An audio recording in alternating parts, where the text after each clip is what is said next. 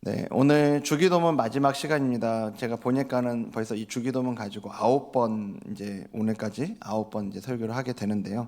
지금까지 우리는 이제 기도의 열쇠라고 얘기했던 하늘에 계신 아버지, 우리 아버지를 부르는 것부터 시작해서요. 하나님의 영광과 그리고 나라를 위한 그 세 가지 간구, 우리의 필요를 구하는 세 가지 간구 같이 살펴봤었죠. 그리고 오늘 우리가 함께 살펴볼 부분이 이제 마지막 문장인 나라와 권세와 영광이 아버지께 영원히 있사옵나이다, 이 부분인데요. 이 부분을 이제 송영이라고 부릅니다. 예. 그러니까 앞에 우리가 살펴본 거는 간구잖아요. 하나님 이걸 해주십시오.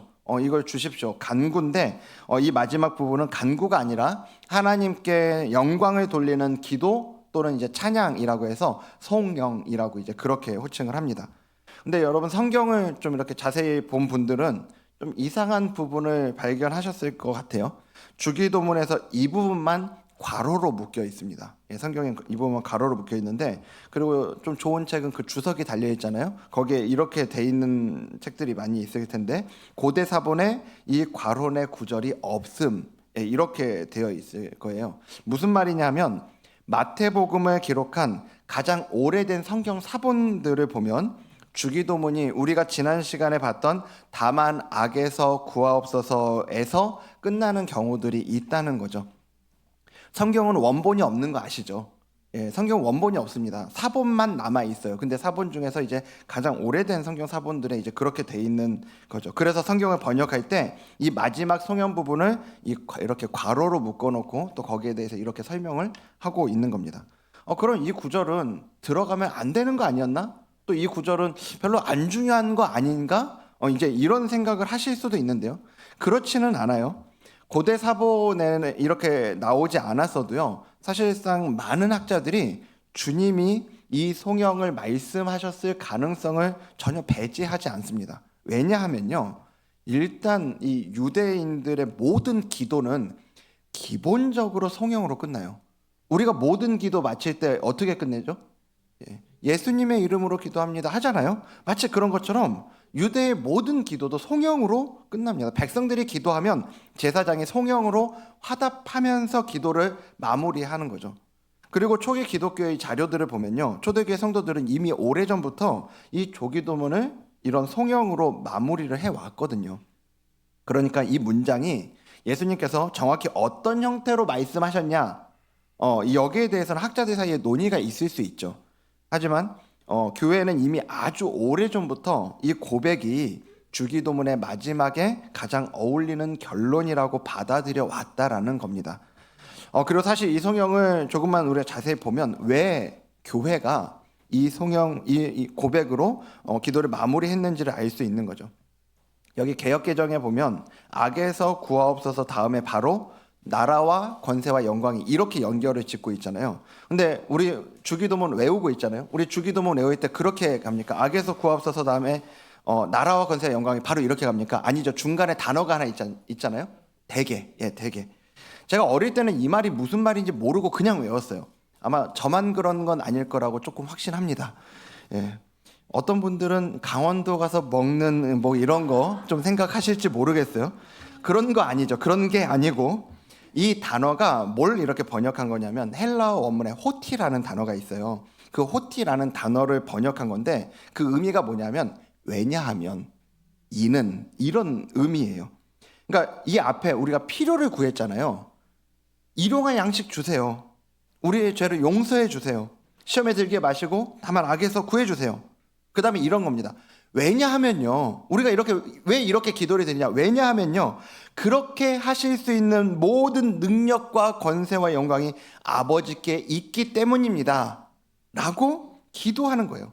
이건 그냥 기도가 아니라 이 앞에 있는 모든 기도를 하나님 아버지께 올려드리는 이유이면서 신앙의 고백인 거죠. 사실 우리는 이미 이런 것들을 이제 곳곳에서, 우리 삶의 영역 곳곳에서 그렇게 하고 있습니다. 전 집에서 이걸 날마다 봐요. 아이들이 배가 고프면 누구에게 밥을 달라고 합니까? 엄마요, 엄마. 예. 왜 그래요?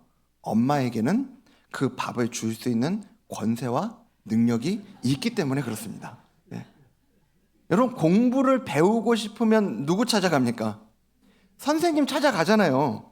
선생님에게 가르칠 수 있는 지식과 능력이 있다고 믿으니까요.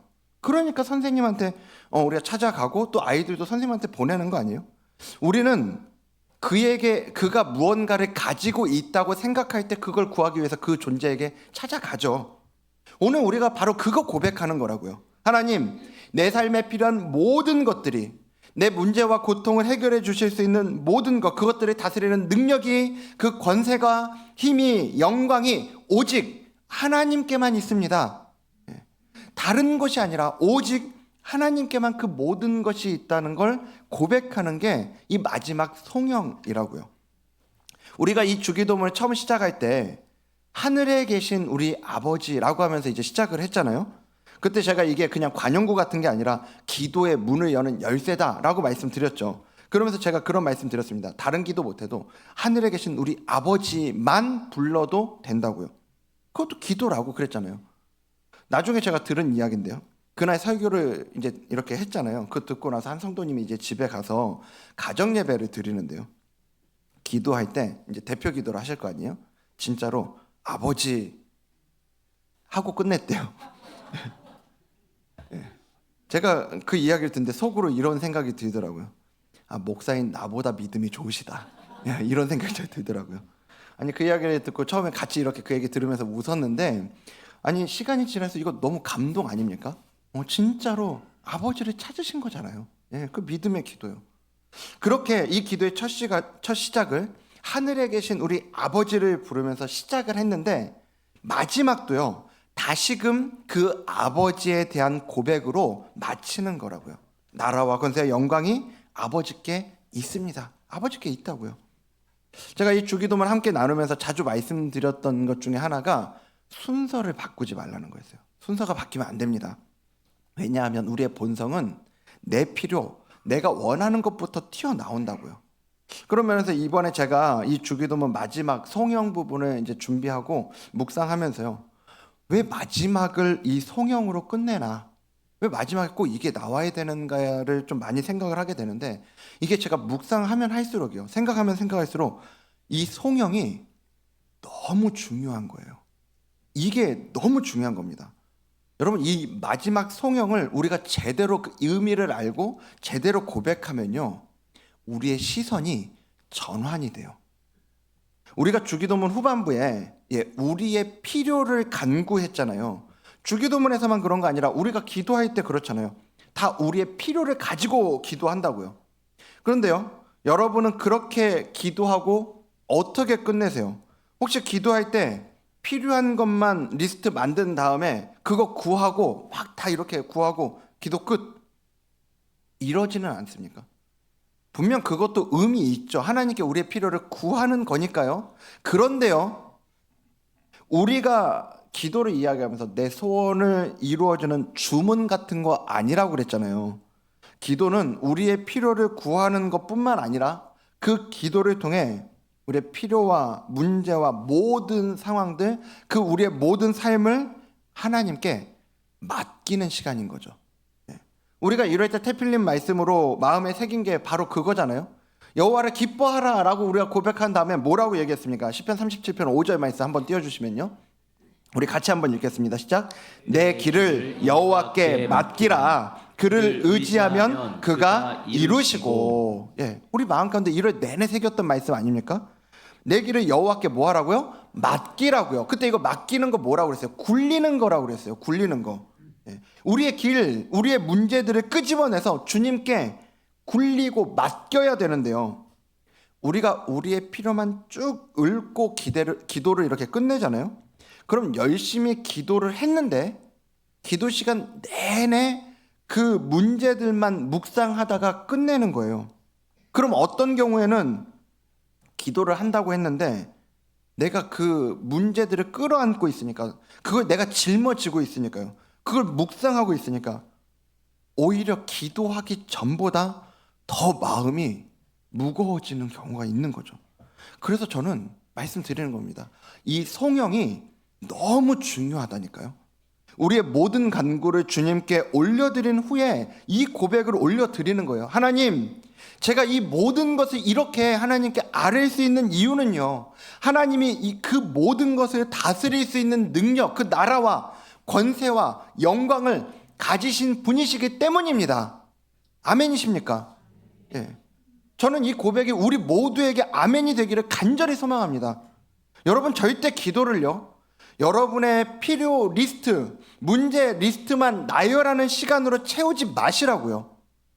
오히려 우리가 진짜로 이 기도의 자리로 나아가면 나아갈수록 그 기도 시간은 문제거리만 늘어놓는 자리가 아니라 지금 이 송영처럼 주님을 향한 우리의 믿음의 고백으로 채워져야 될 줄로 믿습니다. 그래서 기도는요, 시작도 아버지 부르면서 시작하지만 그 마지막도 결국은 그 아버지에 대한 고백으로 돌아와야 된다고요. 기도는 결국 여기로 돌아오는 거예요. 아니, 그냥 하나님 찾고 기도하면 됐지, 꼭 하나님에 대한 고백으로 돌아오는 게 뭐가 그렇게 중요한가, 뭐 이런 생각 드실 수도 있을 것 같아요. 근데 성경에 보면요, 하나님으로 시작했다가 자기의 필요, 자기의 문제에만 집중해서 결국 하나님을 놓쳐버린 사람이 나옵니다. 우리가 이번 주 내내 그 사람에 대해서 읽지 않았어요? 사울이요. 사울. 우리는 사울이라고 하면 일단 나쁜 왕의 표본으로 이렇게 좀 여기잖아요, 사울을. 그의 인생이 본받을 만한 인생이 아닌 건 분명하죠. 그런데요, 하지만 그가 왜 그런 인생을 살았는가를 살펴보는 건 우리에게 영적으로 매우 유익합니다. 분명히 처음 그의 시작은 하나님의 부르심과 또 그의 겸손함으로 시작이 돼요. 이스라엘 사람들이 그 왕으로 삼으려고 그랬더니 막 숨잖아요. 어떻게 나 같은 사람이 왕이 되겠냐고 이러면서 숨잖아요. 얼마나 겸손합니까?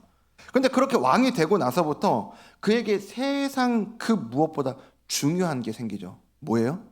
그 왕이라는 자리요. 왕좌. 하나님이 주신 그 왕의 자리를 지키는 게 세상 중요한 게 돼버린다니까요. 사무엘상 13장을 보면요, 사울이 이제 왕이 된 지 2년 되었을 때 블레셋하고 전쟁하려고 사람 모으거든요. 이제 전쟁을 하기 전에 먼저 해야 되는 게 있죠. 제사를 드려야 된다고요.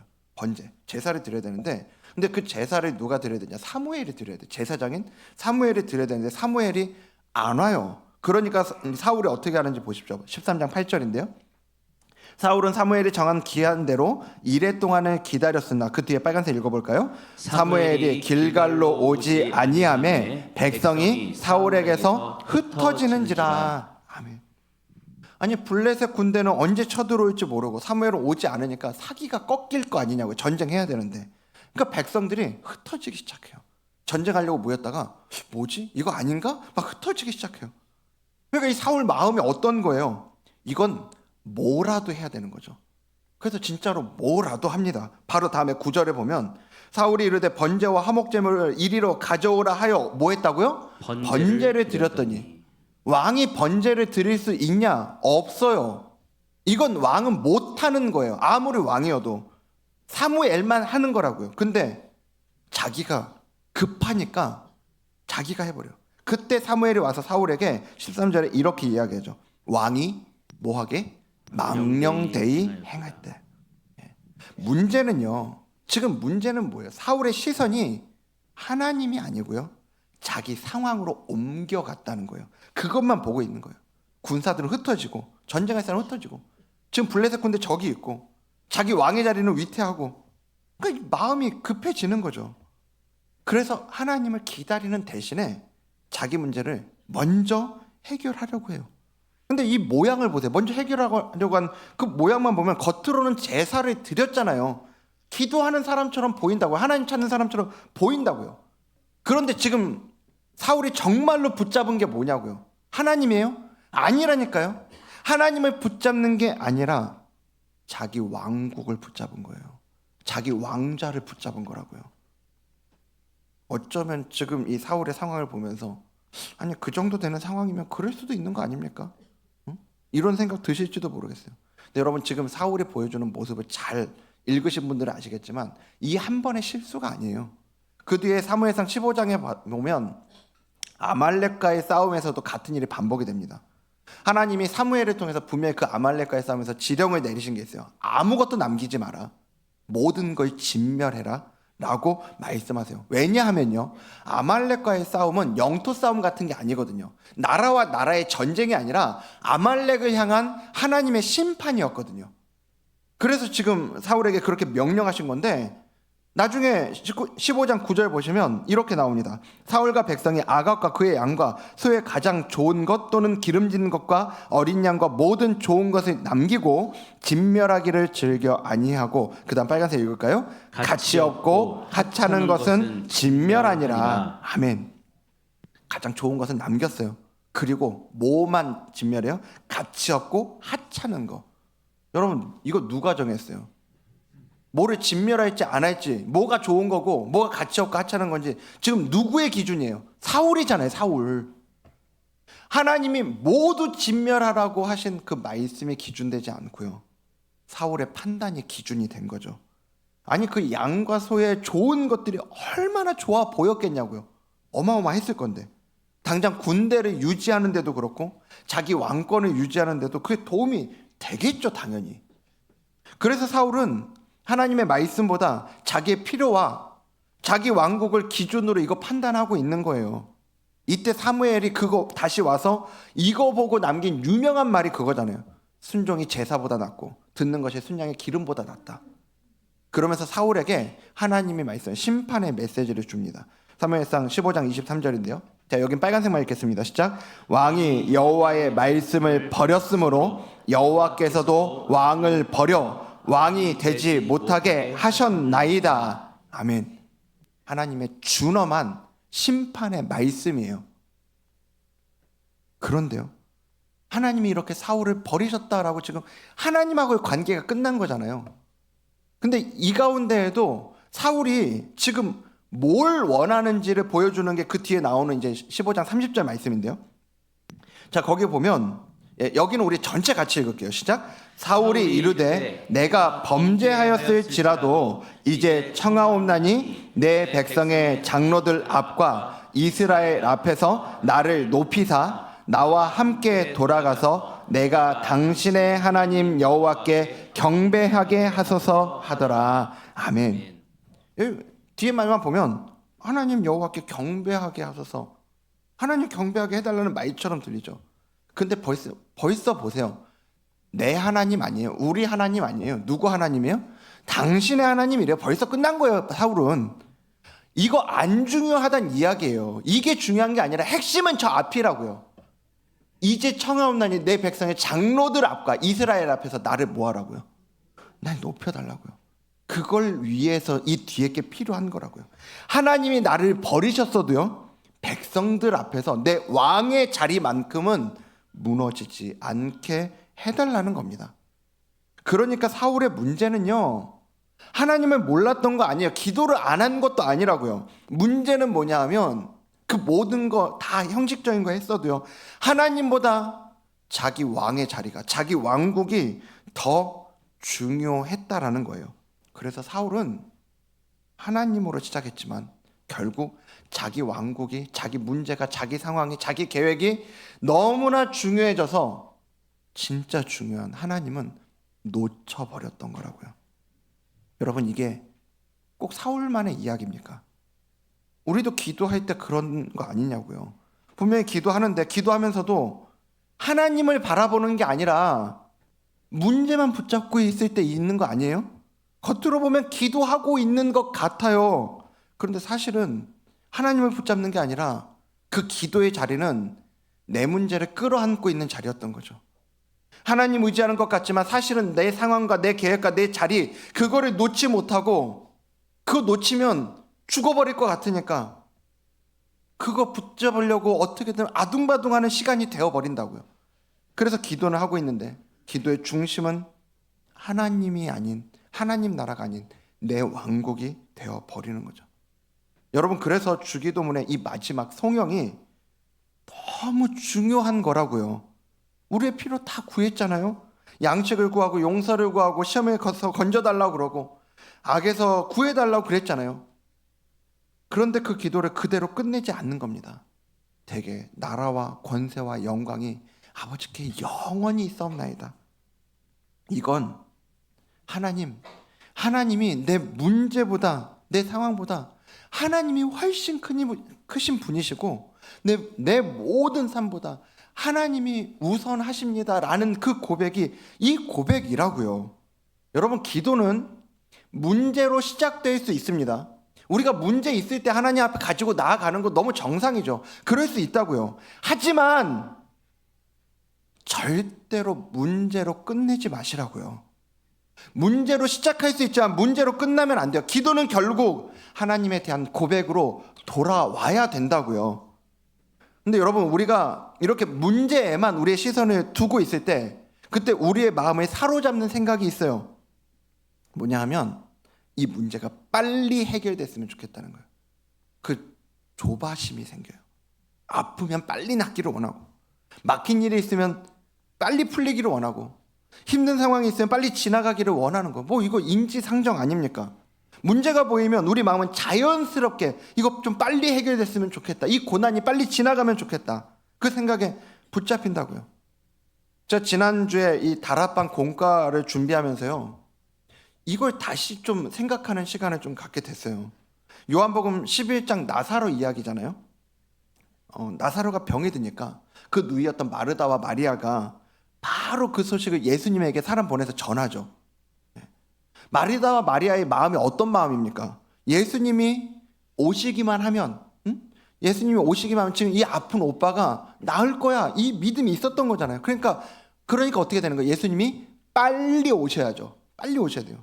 근데 성경을 보면 예수님이 빨리 안 가세요. 소식이 늦게 도착한 게 아니라 다 들으셨는데 그곳에서 그대로 이틀을 더 머무세요. 뜸을 들이신다고요. 그리고 결국 나사로가 죽은 지 나흘이나 지나서야, 나흘이 됐을 때 그 베다니에 오시는 거죠. 그러니까 이 마르다 마음이 어땠겠냐고요. 그 마음이 예수님 보자마자 확 튀어나와요. 11장 21절에 이렇게 이야기를 합니다. 마르다가 예수께 여짜오되, 빨간색 읽을까요? 주께서 여기 계셨더라면 내 오라버지가 죽지 아니하였겠나이다. 아멘. 여러분, 이 마르다의 마음이 느껴지십니까? 우리 마음이 이 마음 아니에요? 아니, 주님 어차피 오실 거면, 주님 어차피 좀 하실 거면 조금만 더 서두르시면 일이 이 지경은 안 되는 거 아닙니까? 우리 마음 아니에요? 조금만 빨리 해결해 주시면, 조금만 빨리 길을 열어주시면, 조금만 빨리 고쳐주시면 안 되냐는 거예요. 그게 우리 마음이에요. 근데 예수님은 그 상황 속에서 마르다에게 이렇게 말씀하세요. 40절 말씀인데요. 예수께서 이르시되, 내 말이 빨간색만 읽겠습니다. 내가 믿으면 하나님의 영광을 보리라. 예. 여러분, 여기에서 우리의 기대하고 주님의 목적이 갈라지는 거예요. 우리의 기대는 문제가 빨리 해결되는 걸 기대하죠. 예수님이 그 문제를 빨리 해결해 주시는 거예요. 근데 예수님은요, 문제를 빨리 해결해 주시기보다는 더 큰 것을 주시기 원하시는 거예요. 그게 뭐예요? 하나님의 영광을 보는 거예요. 여러분, 하나님의 영광을 본다는 게 뭡니까? 이거 단순히 기적을 본다는 게 아니죠. 하나님의 영광을 본다는 건 하나님이 어떤 분이신지를 보게 된다는 거예요. 그걸 알게 된다는 거라고요. 마르다와 마리아가 예수님이 병을 고칠 수 있는 분이라는 믿음이 있었죠. 그러니까 부른 거잖아요. 빨리 오시라고. 그래서 여기 주께서 여기 계셨더라면 내 오라버니가 죽지 않았을 거란 그 믿음까지는 있었단 말이에요. 그런데 예수님은 그런 그들의 믿음을 훨씬 더 깊은 자리로 이끌어 가기를 원하셨던 거죠. 주님이 그냥 병 고쳐주시는 분 정도가 아니라요, 부활이요, 생명이신 주님, 생명과 죽음을 다스리시는, 통치하시고 다스리시는 주님이시라는 걸 보여주신 거예요. 그거 보여주시기 원하신 거라고요. 여러분, 이렇게 주님이 어떤 분이신지를 보게 되면 자연스럽게 따라오는 게 있는데, 문제보다 주님이 더 크신 분이라는 걸 인정할 수밖에 없게 됩니다. 그리고 바로 그 인정이 일어날 때 주님이 내 상황과 내 문제와 내 계획보다 더 크신 분이라는 게 인정이 될 때 우리 마음 안에서 싹트기 시작하는 게 있어요. 경험되는 게 있다고요. 세상에서는 절대로 얻을 수 없는 그 평안이요. 예. 그리고 그 평안을 누리는 안식. 이게요, 문제가 다 해결됐기 때문이 아니에요. 예. 상황이 다 해결되었기 때문도 아니라고요. 예. 하지만 그 문제보다 우리 하나님이 더 크신 분이라는 걸 보게 되었기 때문에 거기에서 오는 평안이 임하는 거죠. 그래서 하나님의 영광을 본다는 건 문제가 없어지는, 문제가 사라지고 없어지는 거, 그 기적을 의미하는 게 아니에요. 그걸 거기서 멈추는 게 아니라 그 뒤에, 그 너머에 있는 문제보다 하나님이 더 크신 분이라는 걸 보게 되는 거, 이게 하나님의 영광을 보는 겁니다. 그런 면에서 대개 나라와 권세와 영광이 아버지께 영원히 있사옵나이다라는 이 주기도문의 마지막 성경은요, 지금 주님이 마르다에게 하신 그 말씀과 조금도 다르지 않은 거예요. 내가 믿으면 하나님의 영광을 볼 거라는 그 간구랑 조금도 안 다릅니다. 그래서 다시 말씀드립니다. 우리가 기도할 때 우리의 필요에서 시작할 수 있어요. 제가 순서가 바뀌지 않아야 된다고 말씀드리지만 또 기도하다 보면 우리의 상황이, 우리의 필요가 너무 간절해서 그 상황과 문제들에 우리의 마음이 온통 가니까 순서도 막 뒤죽박죽이 될 수 있어요. 네. 그런데요, 어떤 경우에도 우리가 놓쳐서는 안 되는 건, 하늘에 계신 우리 아버지께 기도하는 자라면 반드시 돌아와야 하는 자리가 있다는 겁니다. 우리 아버지에 대한, 하늘에 계신 우리 아버지에 대한 그 믿음의 고백, 이 자리로 우리의 기도는 반드시 돌아와야 돼요. 여러분, 이게 없으면요, 이게 빠져버리면, 그게 우리의 문제들만 열심히 얘기하고 있으면 그게 푸념하고 뭐가 달라요? 그게 우리 걱정하고 있는 거랑 뭐가 다릅니까? 불평하는 거랑 뭐가 달라요? 우리의 기도가 푸념과 그냥 뭔가를 막 쏟아내고 나 혼자 느끼는 카타르시스 뭐 이런 거, 그냥 어떤 우리 감정이 우리를 속이는 이런 것과 다르다면 어디서 달라지는 거냐? 여기서 달라지는 거라니까요. 성령이요. 우리의 기도가 결국 여기로 돌아올 때, 주님을 향한 우리의 믿음의 고백으로 돌아올 때 비로소 그 기도의 자리는 우리의 감정 소모나 우리의 푸념과 다른 기도가 될 수 있는 거라고요. 우리 주님께 그 믿음의 시선을, 송영을 올려드림으로 주님이 주시는 참된 평안과 안식을 누리는 저와 여러분들에게 주님 이름으로 축복합니다. 말씀 맺으면서요, 이제 중기도문과 함께 했던 그 시간 이렇게 마침표를 좀 찍습니다. 처음에 하늘에 계신 우리 아버지를 찾으며 시작했는데요, 그리고 이 기도의 마지막에 우리는 다시 그 아버지를 바라보는 겁니다. 우리의 필요를 다 아뢰고 우리의 걱정도 다 쏟아놓고 우리의 연약함도 다 고백하고 난 다음에 이렇게 고백하는 거예요. 제가 이렇게 고백할 수 있는 이유는 나라와 권세와 영광이 아버지께 있기 때문입니다. 여러분, 이 고백이 있는 인생은 절대로 무너지지 않는 줄 믿으시길 바랍니다. 왜냐하면요, 그 삶을 붙들고 있는 분이, 이 고백이 있는 삶을 붙들고 계시는 분이 바로 이 모든 영광과 존귀와 찬양 경배를 받기에 합당하신 우리 창조주 하나님이시기 때문에 그렇습니다. 요즘에 그 수요 기도회 때, 주중 예배 때 마지막에 우리가 그 기도회 하고 나서요, 막 모든 우리의 기도와 간구를 아뢰고 나서 마지막에 주기도문으로 그 마지막 고백을 하죠. 제가 이번에 이 주기도문을 준비하면서 그 시간을 많이 좀 생각을 했는데요, 진짜 우리의 간구가 막 우리가 신나게 주님께 우리의 모든 필요를 이렇게 구했잖아요.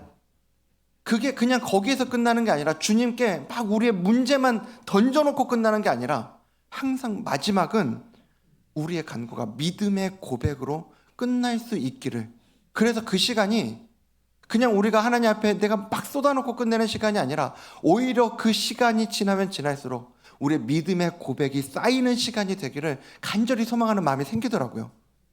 그런 겁니다.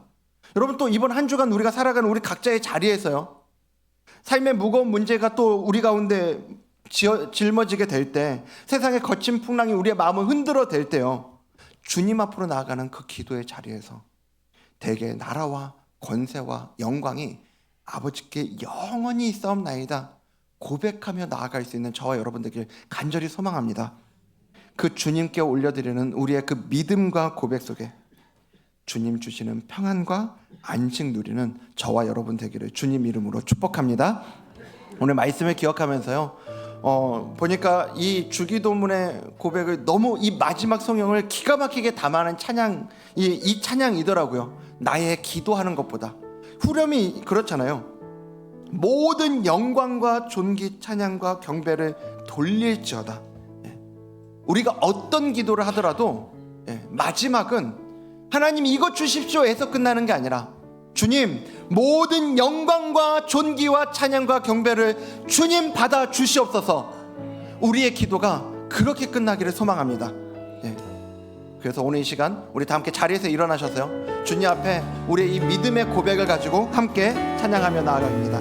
나의 기도하는 것보다, 나의 기도하는 것보다 더욱 응답하실 하나님, 더욱 응답하실 하나님, 나의 생각하는 것보다, 나의 생각하는 것보다 더욱 이루시는 하나님, 더욱 이루시는 하나님. 우리 다시 한번 나의 기도하는 것보다, 나의 기도하는 것보다, 이 시간 이 고백이 우리 하나님에 대한 우리의 고백이 되기를 원합니다.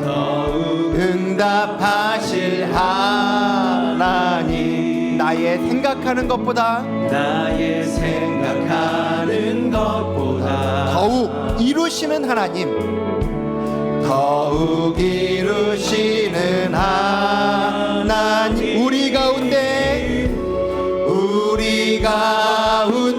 역사하신 능력대로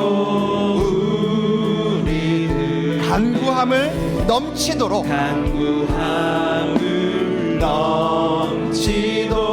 능히 하실 주님께 함께 선포합니다. 모든 영광과 존귀 찬양과 경배를 돌릴지어다. 모든 영광과 존귀 찬양과 경배를 돌릴지, 우리 가운데 역사하신,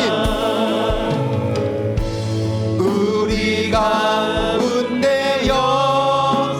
그분의 능력대로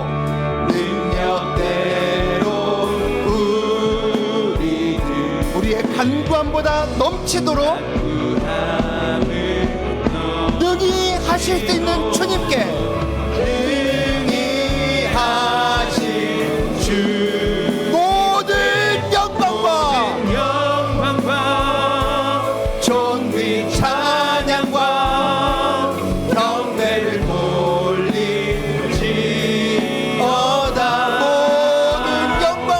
모든 영광과 존귀 찬양과 경배를 돌릴지, 모든 영광과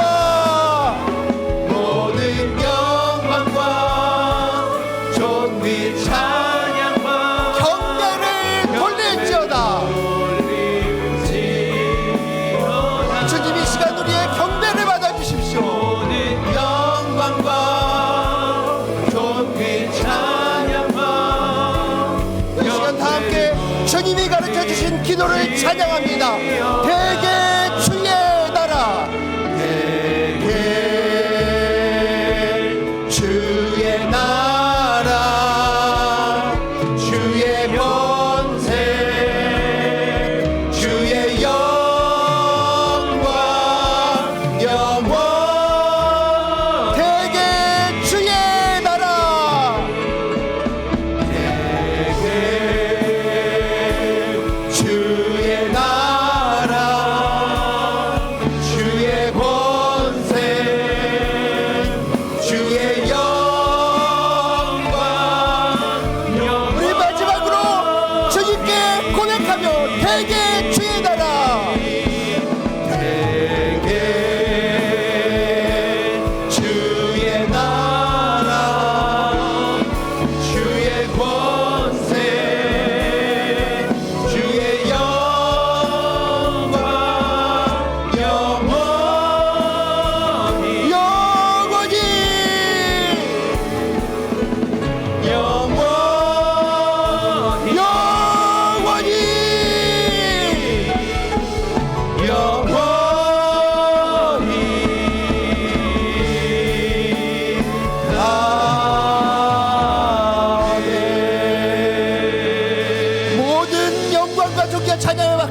같이 우리 하나님께 영광의 박수 올려드리겠습니다.